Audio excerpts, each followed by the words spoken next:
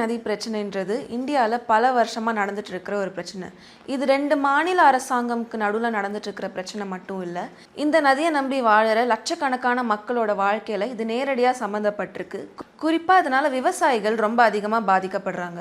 ஒவ்வொரு வருஷமும் மழை கம்மியாக பெஞ்ச உடனே கர்நாடகாவுக்கும் தமிழ்நாடுக்கும் இடையில இந்த பிரச்சனை திரும்பவும் உருவாக ஆரம்பிச்சிடும். உடனே மக்கள் போராட்டம், ஆர்ப்பாட்டம், இதை பற்றியான டிபேட், அரசியல் விவாதங்கள் எல்லாமே தலைப்பு செய்தியாக வர ஆரம்பிச்சிடும். ஆனால் ஏன் இந்த பிரச்சனை இவ்வளோ வருஷமா தீர்க்காம இருக்கு அப்படின்னு நீங்க தெரிஞ்சுக்கணும்னா முதல்ல காவேரி நதியை பத்தி தெரிஞ்சுக்கணும். காவேரி நதி கர்நாடகாவில் இருக்கிற கொடகு மாவட்டத்தில் தலக்காவேரின்ற இடத்துல உருவாகுது.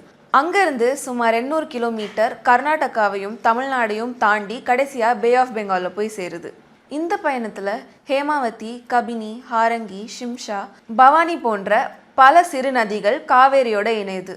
இந்த நதியை நம்பி தான் குடிநீர், விவசாயம் மற்றும் மின்சாரம் போல பல தேவைகள் இருக்கு.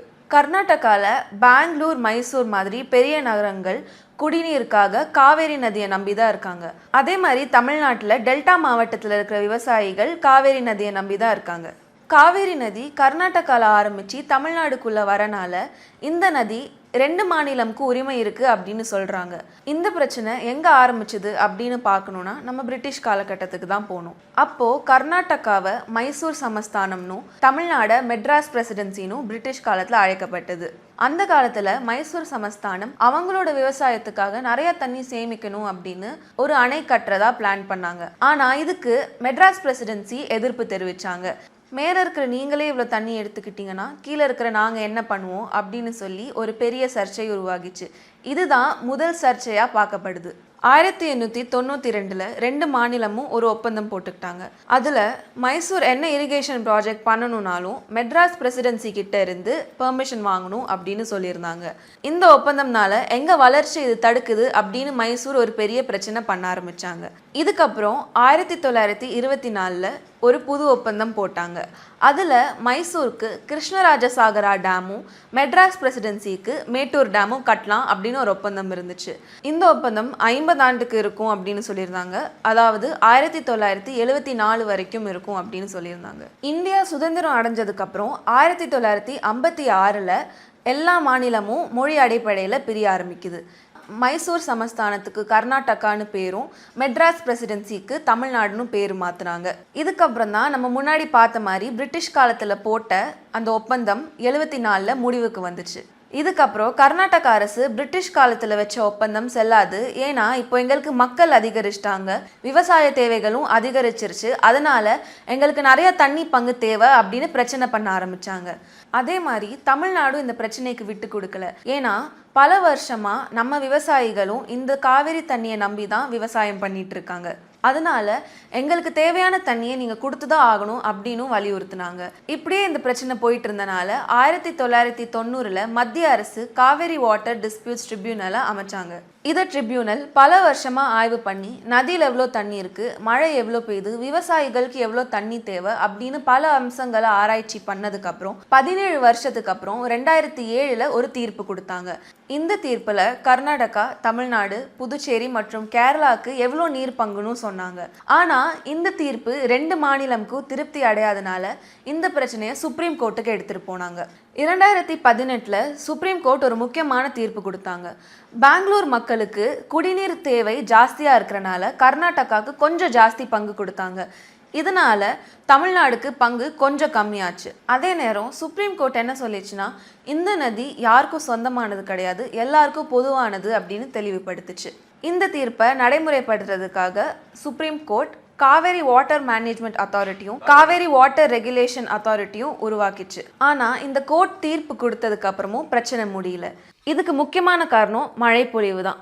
எல்லா வருஷமும் மழை ஒரே மாதிரி பெய்யாது. மழை நல்லா பெஞ்சதுன்னா ரிசர்வாயரில் தண்ணி ஃபுல்லாகி 2 மாநிலத்துக்கும் நல்ல பங்கு தண்ணி கிடைக்கும்.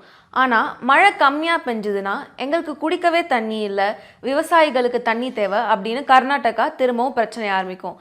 இந்த மாதிரி தான் இந்த வருஷமும் இந்த பிரச்சனை திரும்பவும் ஆரம்பிச்சிருக்கு.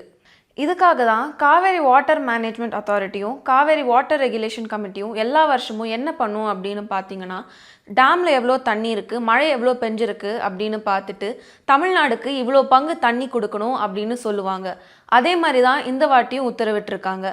ஆனாலும் கர்நாடகா இந்த உத்தரவெல்லாம் மதிக்கிறதே இல்லை. அவங்க மாநில தேவைகளை மட்டும்தான் பார்க்குறாங்க. இதனால மறுபடியும் அரசியல் விவாதங்கள், நீதிமன்ற வழக்குகள், ஆணைய கூட்டங்கள் மற்றும் போராட்டங்கள்னு தொடர்ந்து போய்கிட்டே தான் இருக்கு. இந்த பிரச்சனை தொடர்ந்து நடந்துட்டு இருக்கிற முக்கியமான காரணம் என்னன்னா, மக்கள் தொகை ஜாஸ்தி ஆகுறது, நகரங்கள் பெருசாகிறது, குடிநீர் தேவை ஜாஸ்தி ஆகுறது, விவசாயத்துக்கு தேவை ஜாஸ்தி ஆகுறது, இதெல்லாமே சேர்ந்து காவேரி நதி மேல ஒரு பெரிய அழுத்தத்தை ஏற்படுத்துது. நிறைய நிபுணர்கள் என்ன சொல்றாங்க அப்படின்னா, நீதிமன்ற தீர்ப்பு மட்டுமே இதுக்கு தீர்வாகாது. 2 மாநிலமும் சேர்ந்து ஒற்றுமையா செயல்படணும் இதுக்கு.